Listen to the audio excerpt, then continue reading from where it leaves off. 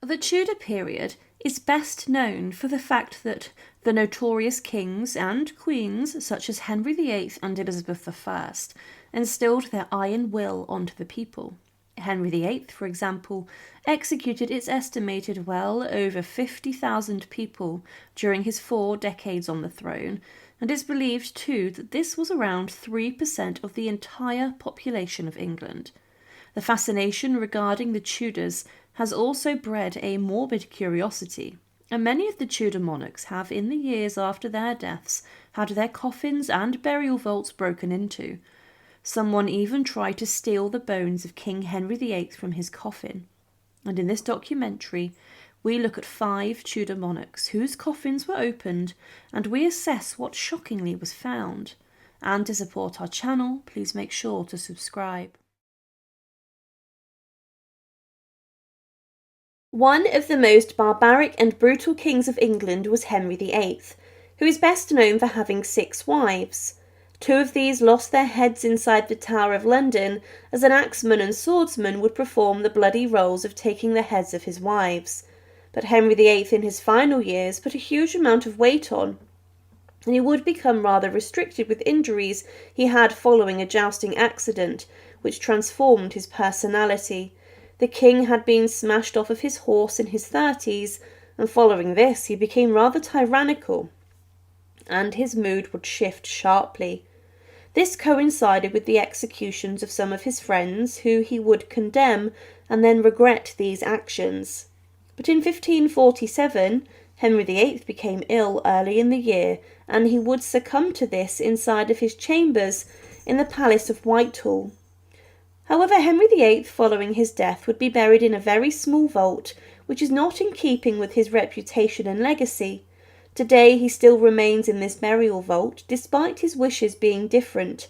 However, the vault of Henry VIII would be broken into a number of times, and with this the most infamous king of England was disturbed.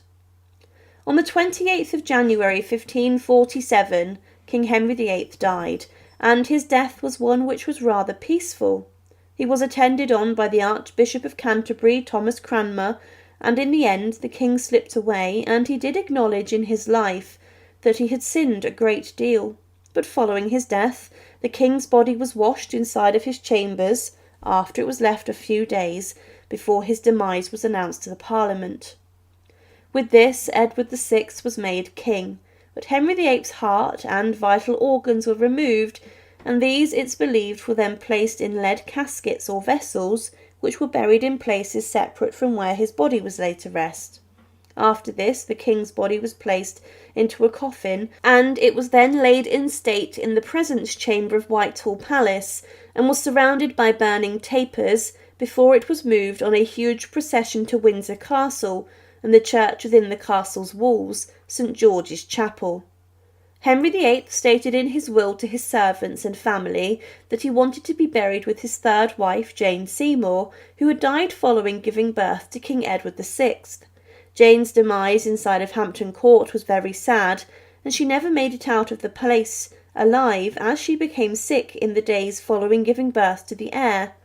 But Jane's death changed history forever, as despite giving the king everything he wanted, if she had recovered, then it's unlikely Henry would have had more wives.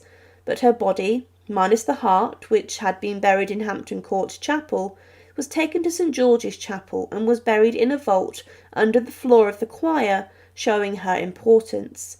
But Henry decided that he wanted to be placed, to begin with, in this vault, before he wanted to be moved to a much larger and grander tomb, which would be placed inside of Westminster Abbey, alongside his father and mother's tomb. The tomb of Henry VIII was planned for many decades before he died, and he wanted this to be a large ornamental tomb which would be bigger and grander than his mother and father's.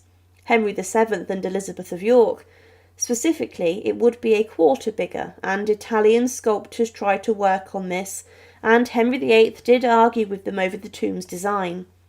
However, the king died before the tomb would be finished, and because of this it was never completed, as his children would not invest a huge sum of money to finish it. But because of this, the king's dreams of being buried inside a grand memorial would never occur. The coffin of Henry VIII after his death and embalming was then taken on a huge procession from Whitehall Palace to Windsor Castle.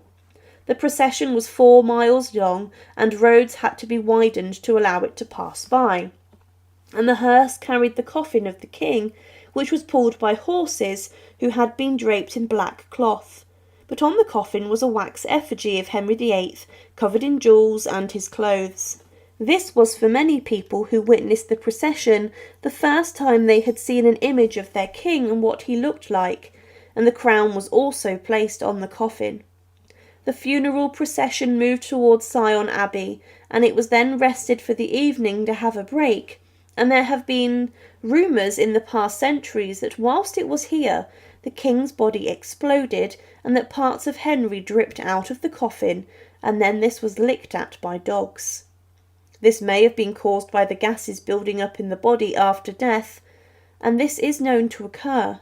But after the evening, the journey continued on to the burial site, and the coffin of Henry VIII reached Windsor, and it was then carried into the church by 16 yeomen of the guard. Such was the weight of Henry's coffin. The funeral service of Henry VIII then occurred, and his coffin was then lowered into the vault, where it still remains 500 years on.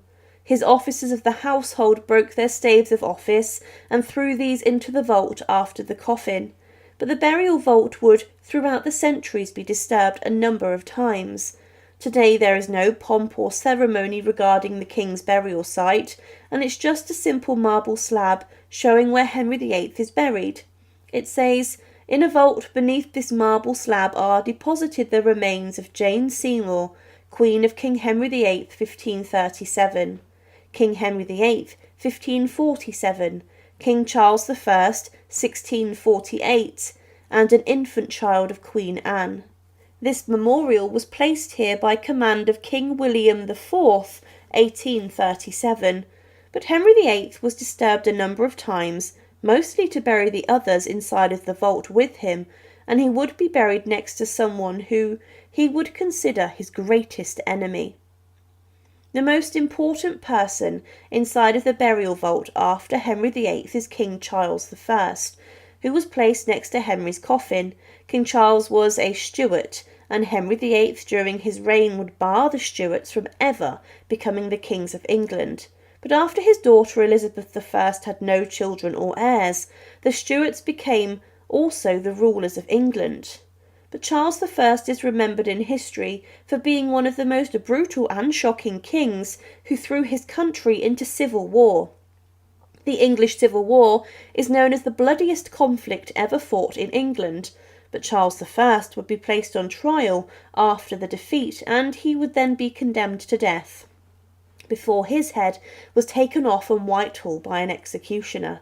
But because of the furore regarding Charles I and the hostility towards this action, Parliament tried to make sure that they buried Charles I in a quiet place, especially because they were worried that royalists would dig him up and venerate him as a martyr. Because of this, Charles I was quietly buried in Henry VIII's vault, and the vault of Henry VIII was actually rather full, with just Henry and his wife Jane in there. When it came to burying Charles, to get his coffin in, workers had to move Henry's to the side, and it's believed they may have actually damaged this and damaged some of the wood of the Tudor king's coffin. But also another Stuart would be added to this vault, and that was one child born to Queen Anne, the last Stuart monarch, who was buried also at the feet of Henry VIII in a small coffin. This meant that to lay the enemies of the Tudor monarch in the vault was broken into. But then again, in 1813, the vault would be broken into yet again, as building work was being carried out inside of St George's Chapel and the Royal Vault. The builders entered the vault containing the remains of Henry VIII, but then officials went further and they opened the coffin of King Charles I to see what was inside of it, and the Prince Regent, the future George IV, also oversaw this. However, they noticed that Henry's coffin was in a bad state and had been broken. The trestle it had been sat on was broken and had collapsed, and this was done when Charles's coffin was squeezed in. The pressure from within the body of Henry was also said to have splintered the wood, and the top of the coffin had allegedly split open. But there was no record of any work being done to move Henry into another coffin, which was more suitable, meaning his body may be exposed to the air still today. However, Henry VIII was one of the most notorious and evil kings that had ever ruled England, but he was buried in a quiet place where he did not want to remain forever. He still lies under the floor of the chapel in Windsor, and not in the great tomb that he wanted. But surely his reputation means he deserves a grander monument and tomb than he currently has, as if you visit Windsor today, it is very easy to walk past his burial vault. One of the greatest queens to ever reign over England was Elizabeth I, the final Tudor monarch. It was during her decades on the throne that she saw the Elizabethan period, a time of great change where writers such as Shakespeare were thriving, and she managed to also see off some great threats to her throne. Elizabeth I ended the life of one of her greatest opponents, Mary Queen of Scots, by having her executed inside the walls of Fotheringhay Castle.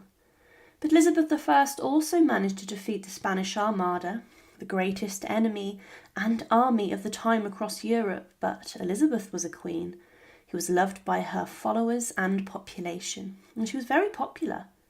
Following her death in 1603, there was a huge outpouring of grief across England and the nation, and many people could not see what the nation would be like without her reigning over them. However, following her death, she was interred in a burial vault with her grandfather, Henry VII, before she was then dug up and moved to her final resting place. But what is this burial vault like, and why was it broken into? It was in the morning of the 24th of March 1603 that Elizabeth I died. She had suffered in the final months of her life with depression, and she had ruled for a very long time. But she was an elderly woman by the standards of the early 17th century, and she had lived for some time. She had defied many bouts of illness throughout her life, and she had beaten smallpox, a deadly disease that struck many people across England every year. But one issue that Elizabeth's court had with regards to her death was what to do with the throne following her death. She did not have any children. Because of this, the Scottish King James was invited to reign over England and Scotland, and he was the son of Mary Queen of Scots, the very woman that Elizabeth had executed. Elizabeth I in her final days was very depressed, and she often was very vacant and seemed deep in thought. She was contemplating the executions that she had ordered, and this included the execution of Mary, and she believed that this would stop her getting into heaven because she had sanctioned the execution of another anointed queen, who many believed had been sent by God to rule the Scots. But Elizabeth I was almost 70 when she went onto her deathbed, and she was accompanied by her closest friends and servants, and she was then attended on by the Archbishop of Canterbury. He offered the Queen spiritual guidance, and he told her that she would rule again in heaven as a queen. But her close friends who had died in the months before were in her thoughts, and Elizabeth believed she would one day see them again in the afterlife. And she was told to hold God in her thoughts, who would guide her through. However, the Queen's throat swelled and she struggled to speak, and because of this, many knew that death was coming. Inside of her private bedroom in Richmond Palace, Elizabeth I died, and she had left instructions as what should happen to her remains following her death. She specifically did not want to be disemboweled during the embalming process, but this was not listened to. During this process, the royal doctors and physicians cut open the Queen's body, and they removed her heart and also her other organs, and then her chest was stuffed with spices to keep away decay in an effort to preserve her before her funeral. But this proved to be the correct decision, as during the procession to her burial site of Westminster Abbey, it's believed that her body exploded due to the release of a number of gases, and that the explosion then even splintered the coffin and caused damage to it. However, Elizabeth, after her death, was then placed inside of a lead-lined coffin which had been decorated with Tudor imagery, and she was left inside of Richmond Palace before it was then time for the funeral procession. The journey was rather long, and it gave the public a chance to see their queen and to pay their respects to her. Elizabeth's coffin was placed on the royal barge and was then transported down the River Thames and then travelled towards the Palace of Whitehall. The coffin was covered in black velvet and her ladies kept watch on it. However, it was claimed that during the procession on the Thames that the oars at every stroke did tears let fall, and it was a very sorry sight. One onlooker wrote of the funeral procession that begun on the 28th of April 1603 that the city of Westminster was subcharged with a multitude of all sorts of people in the streets, houses, leads and gutters that came to see the obsequies. There was such a general sighing, groaning and weeping as the like has not been seen or known in the memory of man. On top of Elizabeth I's coffin was also her funeral effigy, which was dressed in her Parliament robes, and on the head of the effigy was the crown of the Queen. In her hands were the sceptres of power, and this was significant, as this was a first time for most that they had seen an image of their Queen. When the coffin arrived at Westminster Abbey, it was carried into the church by the yeomen of the guard, and the funeral of the Queen was conducted by Dean Andrews of Westminster, and following this her coffin was taken to the Lady Chapel ready for burial.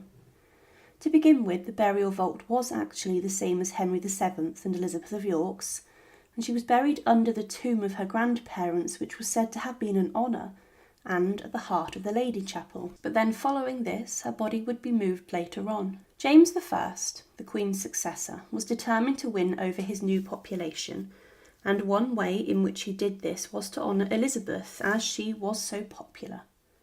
He ordered a large tomb to be built for her, but he also ordered that Elizabeth should be exhumed and then moved to a different vault, the vault being her half-sister's, Mary I's, resting place, and it was then said that Elizabeth's coffin should be placed directly on top of Mary's to express her dominance over her half-sister in her reign. This tomb for Elizabeth is huge and is still there today, and she was buried in a room opposite her rival, Mary, Queen of Scots. It was said that 46 shillings and 4 pence was paid for the removal of Elizabeth's body, and then for the reburial in the new vault. However, in 1880, a book was published by the Dean of Westminster, Arthur Stanley, and in this he documents his exploration into the different vaults and burial sites of Westminster Abbey. He had been given special permission to look inside the royal vaults, and he wanted to locate the coffin of King James I. And he did find this in the burial vault of Henry VII and Elizabeth of York. So James had moved Elizabeth I out of this vault so that he could then be buried inside of it.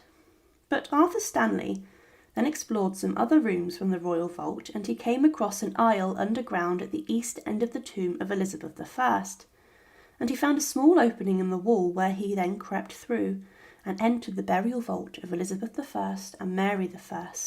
There were no other coffins, but Elizabeth I's remains had been laid to rest for 2 centuries.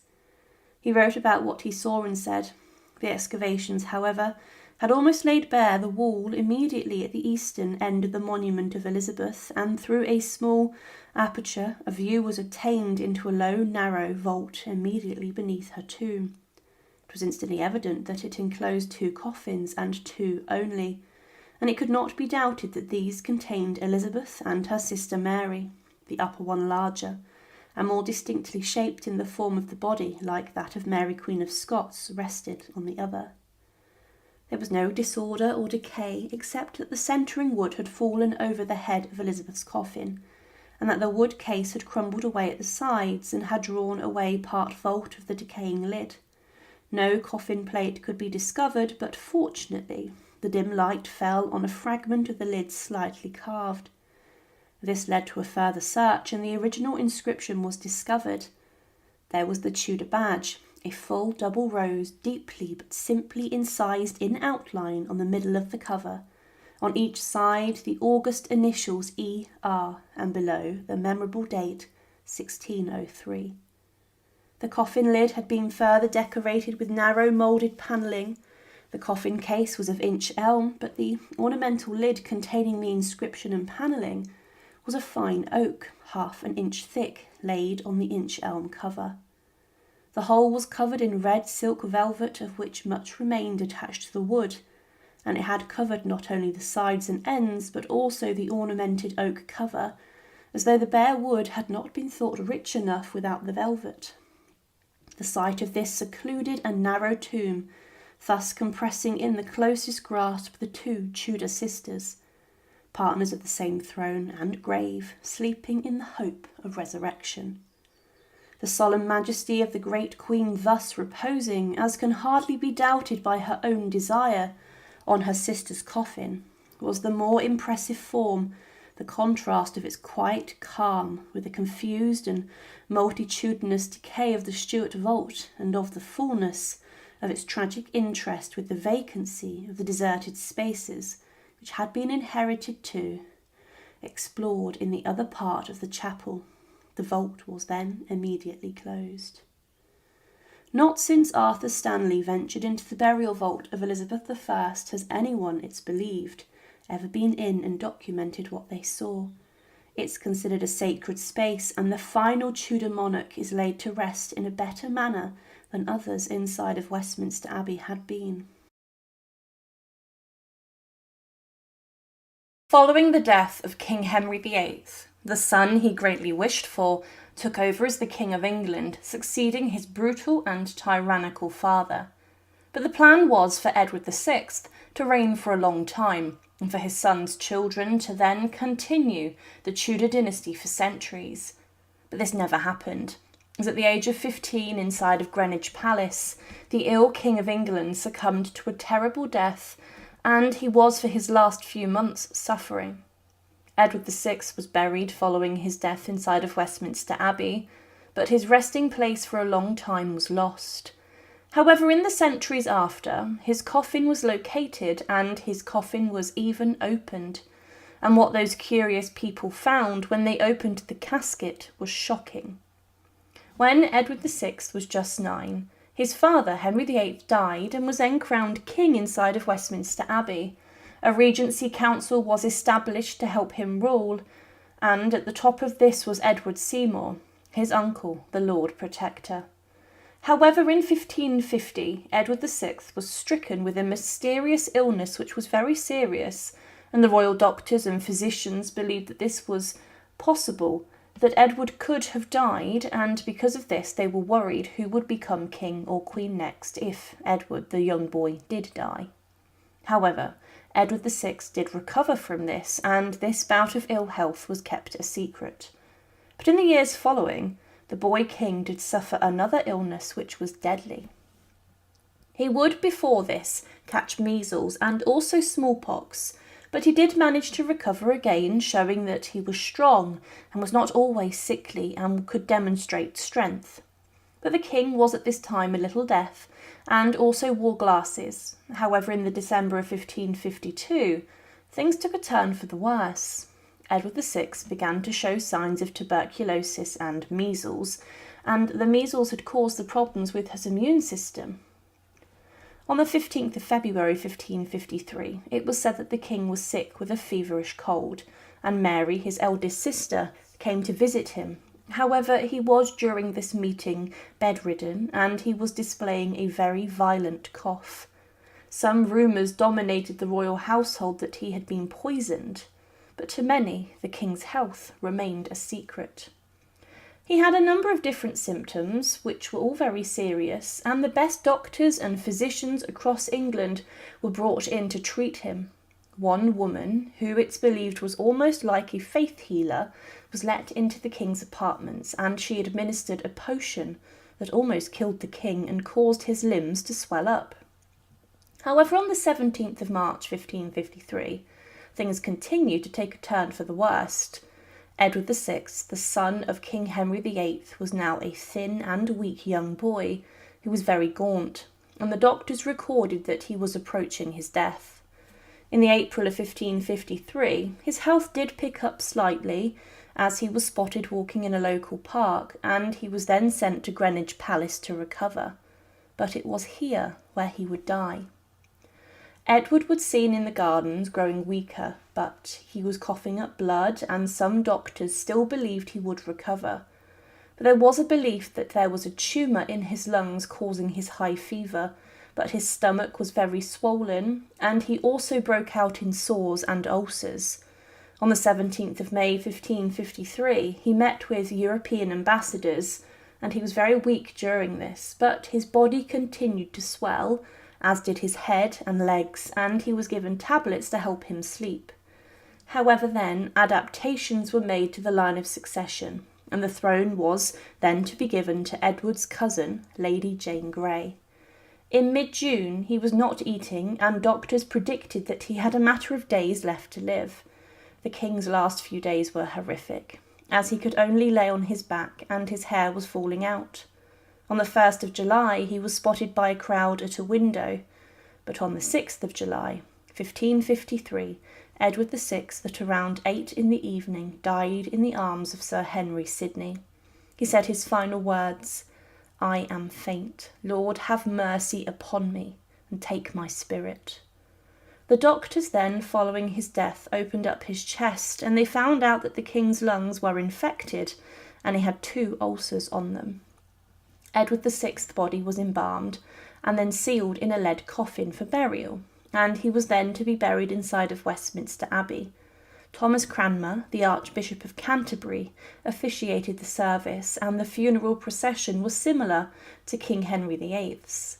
Edward's body was taken by barge to Whitehall, and the night before the funeral he was taken to Westminster Abbey, along with a large procession, and it was a huge event of pageantry. Many people cried and were upset when they saw the king's coffin, and once his body was taken into the abbey, it was surrounded by burning candles. The funeral service was performed, and Edward VI's body was lowered into a white marble vault in front of an altar which had been made by Pietro Torrigiano for his grandfather, Henry VII. There were plans considered for Edward VI's funeral, and there was a debate as to place Edward VI inside of a tomb, close to where his father Henry VIII had been buried in St George's Chapel in Windsor, but the tomb was never finished or worked on. Edward VI's burial vault itself was very small, measuring 2.3 metres long and 75 centimetres wide, and this was close to the entrance of a much larger vault of his grandparents, Henry VII and Elizabeth of York, the founders of the Tudor dynasty. There were later talks, even later on, to bury Edward VI alongside his half-sister Mary I in the same tomb, but as mentioned, nothing would ever be made for the boy king. However, during the English Civil War of the 17th century, the altar marking where Edward VI was buried was destroyed by Puritans in 1643, and it's believed that the burial vault of Edward may have also at this time been disturbed or broken into. This was common at the time for many royal burials, as Puritans and other parliamentarians ransacked tombs and burials of those who were a symbol of the monarchy. But centuries later, in 1868, fragments of the altar were found, and a new one was then built marking where Edward VI was buried. However, the burial vault of Edward VI was then opened, and the Tudor king's coffin was found. It was said in 1868, when the royal vault was opened, that Edward VI's outer coffin, the wooden shell that had been partly cleared away, and it was damaged, meaning that someone had previously been in and had done this to the vault. It could have been the Puritans. However, there had been some damage to Edward's coffin, and also some effort to even possibly break into his tomb. It was also said that the lead coffin of the boy Tudor king had deformed as well as wasted by long corrosion. Because of this, it meant that Edward VI's remains were on display and could be seen through the coffin, and there were no repairs done to give the Tudor king a new coffin. It was said the cerecloth had fallen away and showed that no hair was attached to the skull. This meant that Edward VI's remains had decayed and that his remains were now skeletal, and the cerecloth had not done its job to preserve the remains as best as they could, and this may have been caused by the damage to the coffin. Edward VI's coffin had been damaged by someone, or something such as internal gases building up and exploding inside of the coffin. However, the more probable possibility is that it was broken into and damaged when the Puritans attacked the altar next to his remains. But today there is no tomb for Edward VI, marking his small burial vault, except a small memorial stone that states, "In memory of King Edward VI, buried in this chapel. This stone was placed here by the Christ's Hospital in thanksgiving for their founder, the 7th of October, 1966. Edward VI was the great hope for the Tudor dynasty, and he was the son that Henry VIII greatly wished for and wanted. However, his life was tinged with sadness and tragedy. As his teenage years, he died a very painful death, and his demise was horrific and brutal. But the mysterious damage to Edward's coffin inside of the burial vault was never repaired, and there were no efforts to sort this out, meaning that today Edward VI's skull may still be sitting inside of a damaged coffin. One of the most influential and notorious royal families in history was the Tudors, and their kings and queens would change the face of England forever. Henry VIII was known for his brutality, and he would have 6 wives, 2 of whom he executed inside the walls of the Tower of London. But Henry was never meant to have been king. It was his father, Henry VII, who founded the Tudor dynasty and ended the Wars of the Roses by marrying Elizabeth of York. But Henry VII reigned for a period of around 24 years, and he brought a lot of stability to the throne. But he died at the age of 52, leaving England in the hands of his son, Henry VIII, who would bring the nation under a significant number of changes himself.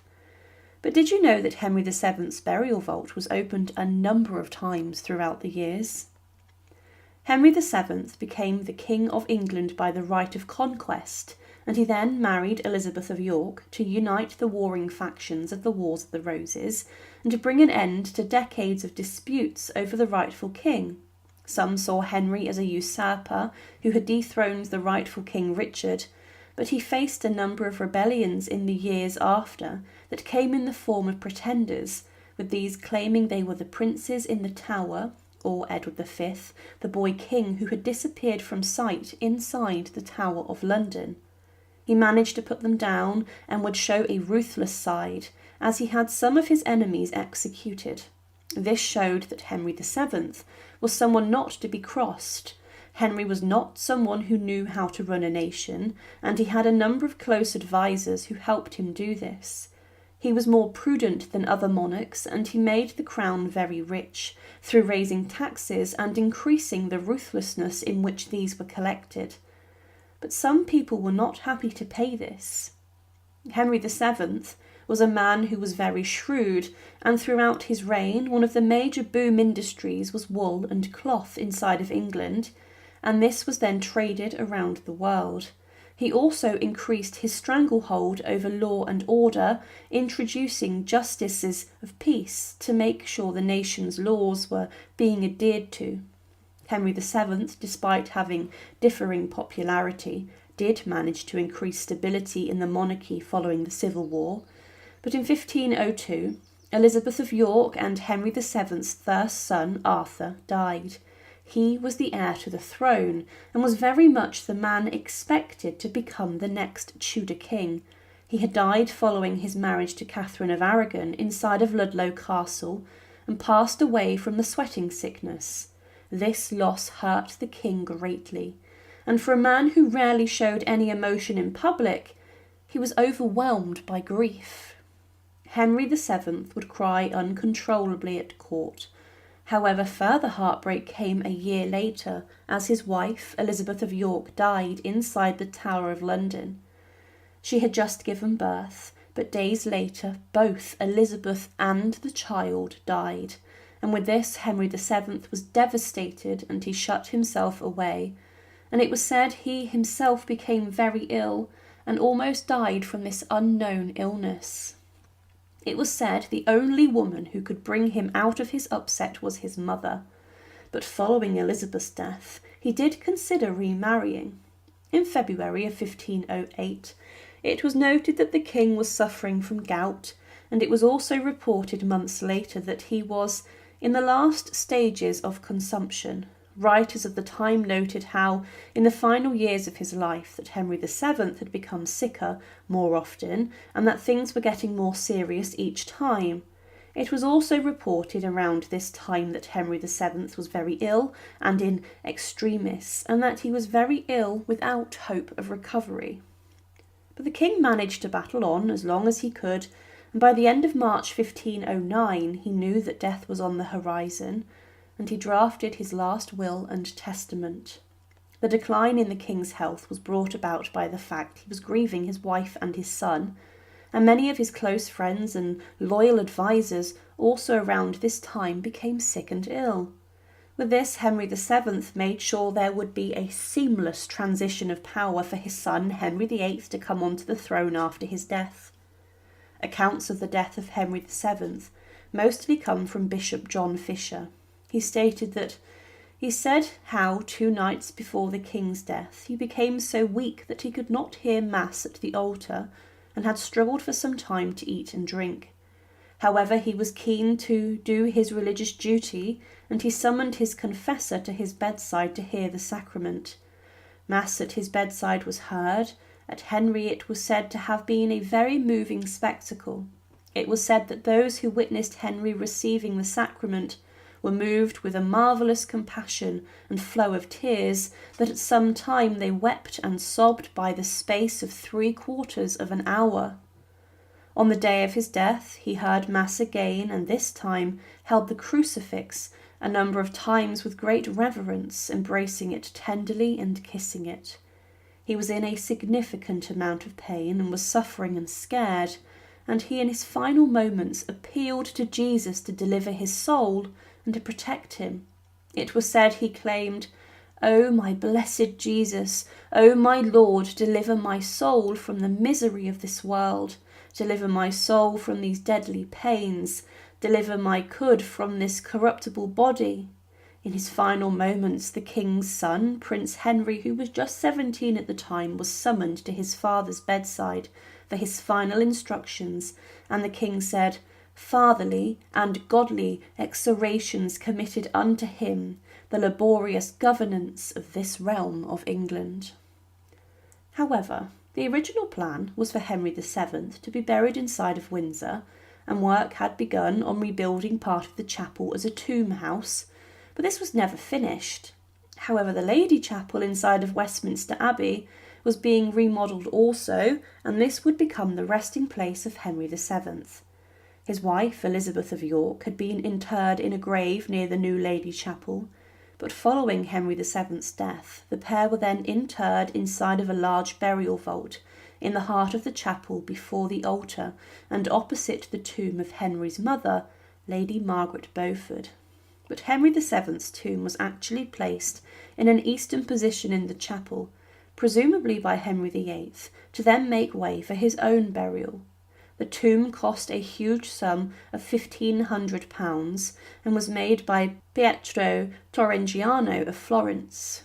The monument has a black marble tomb chest and is ornamented with copper gilt, and also features the bronze effigies of the king and his queen. Henry VII and Elizabeth's coffins were buried here in a vault beneath the monument and tomb, and this vault is 2.7 metres long and 1.5 metres wide and high, and it is not the smallest. The lead coffins were covered with symbols such as Maltese crosses. However, the burial vault of Henry VII was broken into a number of times. The vault was opened first in 1603, and this was hugely significant, as the body of Elizabeth I and her coffin was placed inside the same vault. Because of the size of the vault, Henry VII and Elizabeth of York's coffin may have had to have been moved to the side. Elizabeth I's burial inside the same vault was significant, as it was marking her as a very important Tudor monarch, and one of the greatest, and it was an honour for her in death. However, she would not be laid to rest for long, as when James I came onto the throne, he ordered her to be buried in a vault with her half-sister, Mary I. Elizabeth I's coffin was removed and reburied elsewhere in Westminster Abbey, and then following the death of James I, His body was then interred inside of Henry VII's burial vault himself. It's almost as if James had Elizabeth I moved for himself. To incorporate James I's coffin, the outer wooden shells of Henry VII's coffin and Elizabeth of York's were removed to make room, and this left the first Tudor king and queen inside of their lead cases. But also at this point, the visceral urns of Henry and Elizabeth may have been moved elsewhere. These were the boxes and urns that held the hearts and internal organs of the king and queen after their death, and they were removed during the embalming process. But again, the vault of Henry VII would be opened one more time in 1869 by the curious Dean of Westminster, Arthur Stanley. He was looking for the coffin of James I, and of course he found this alongside Henry VII, and he commented on the lead shrouded body of Henry VII. He also sketched what he saw, and it was rather disturbing of an image, with the three shrouded bodies lying inside the vault eerily. Henry VII is remembered for being a steady king who brought stability following the Wars of the Roses. He was a man who would not spend too much during his reign, and he lived within his means, but taxed his population harshly at times, making the crown very rich. He would be buried inside the heart of his new mausoleum, the Lady Chapel, and he hoped that this would become a Tudor mausoleum for centuries to come. Within a century of his death, the Tudor period came to an end, and it would be the death of his granddaughter, Elizabeth I, who brought an end to the Tudor period. One of the most shocking and notorious queens ever to have ruled over England was the eldest daughter of Henry VIII, who was known as Bloody Mary. She was the queen who burned over 200 people at the stake for their differing religious beliefs, and Mary's short but brief reign was one which was very turbulent. She would reverse the huge religious changes her brother Edward VI and father made, and this led people to be rather confused, and they did not know where they stood. But Mary's reign was not long, and many believed she would never be a ruling queen. However, Mary suffered with a lot of severe health problems in her life, and these eventually contributed to her death. Mary I died at the age of 42 inside of St James's Palace, and Mary was then buried inside of a burial vault in Westminster Abbey, close to where her grandparents, Henry VII and Elizabeth of York, were buried. But the burial vault of Mary I was disturbed a number of times, and shockingly, when it was last opened, what those people found was shocking. Mary I, despite being the ruthless monarch who burned many people at the stake, was a woman who suffered a great deal with her health and well-being. She was a young woman who had many problems that led to the royal doctors and physicians considering that she would not live very long, and the physicians believed she would die before she would ever become queen or be considered to have been a martyr. She was living in the 16th century, a time where there were huge disease outbreaks plaguing England. Mary suffered with a number of serious swellings in her stomach when she became queen, and she believed she was pregnant, but no child ever came. And today it's considered that she suffered from ovarian or uterine cancer. But in 1558, Mary I made preparations for her death, and she claimed that she wanted Philip II to act as the regent if she ever had a child, but this would not be popular, as Philip was hated. There were never any children ever born to Mary I, and with this she then had to consider who her successor would be, and she turned to her great rival, Elizabeth, her half-sister, who would go on to become Queen Elizabeth I. In 1558, there was a huge amount of influenza and flu, which was causing chaos across England, and it was killing people at the rate of which the Black Death was. The flu lingered on, and it would claim its victims over time. But Mary tried to avoid the disease, but in the summer of 1558, she was suffering with depression and a huge lack of sleep. It was said in August that Mary had dropsy, and she had a fever which was low, and because of this she was considered on death's door. Because of this, Mary moved from Hampton Court Palace to St James's Palace, and she did have a high fever, bouts of dizziness and confusion, and also severe headaches. Mary also went blind, and she did recover a bit. However, with her growing depression and severe fever, she continued to go downhill. In the October of 1558, many of Mary's advisers had to make a decision, and the Privy Council then convinced the Queen to make her will, and they considered their own positions, and many began to schmooze Elizabeth in preparation for Mary's death, and they wanted a role inside of her new government. But in her final days, Mary did name Elizabeth her successor, and she went blind as her servants began to pray for her soul. She had bizarre dreams, and in the morning of the 17th of November 1558, she had a final mass said for her, and at around 4 a.m. she died peacefully. The servants believed she had fallen asleep, but she died, and the doctors confirmed her death. The funeral service was then planned, and it was to take place at Westminster Abbey. Mary I's reign over England was very short, but she made history, being the first queen to reign in her own right after being crowned during a coronation. And she was interred inside of Westminster Abbey. Her body was taken to Westminster in a large procession. On top of the coffin was a lifelike effigy of Mary, which was wearing coronation robes, and it had her orb and sceptre on the coffin also. It was Mary's show of royal power and importance even in her death, and despite the fact she was a very unpopular monarch, the funeral procession then made its way into Westminster Abbey. But Mary was then buried inside of the north side of Henry VII's Lady Chapel.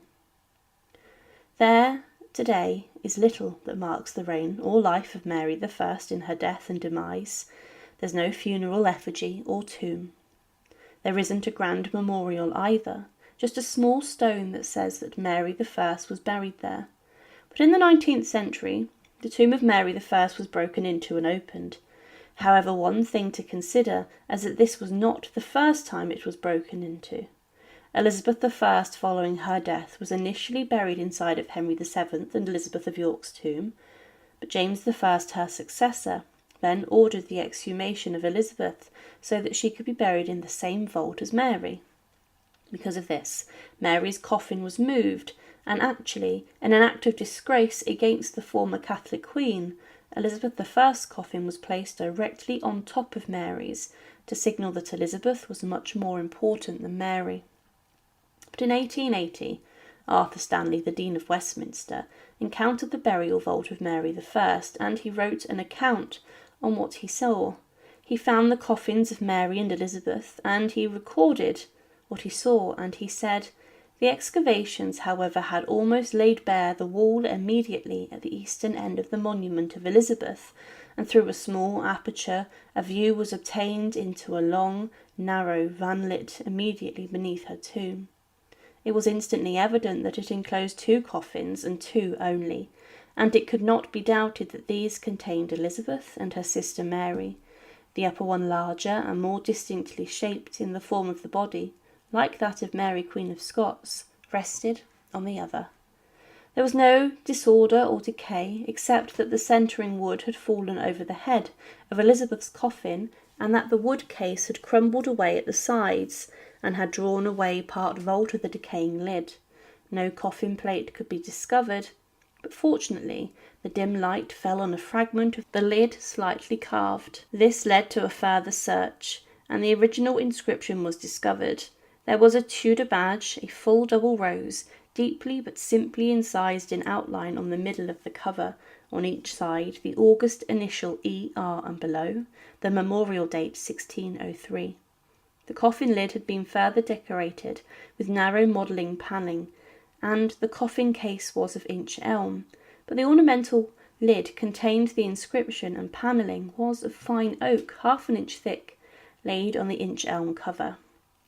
The whole was covered in red silk velvet, of which much remained attached to the wood, and it had covered not only the sides and ends, but also the ornamented oak covers, as though the bare wood had not been thought rich enough without the velvet.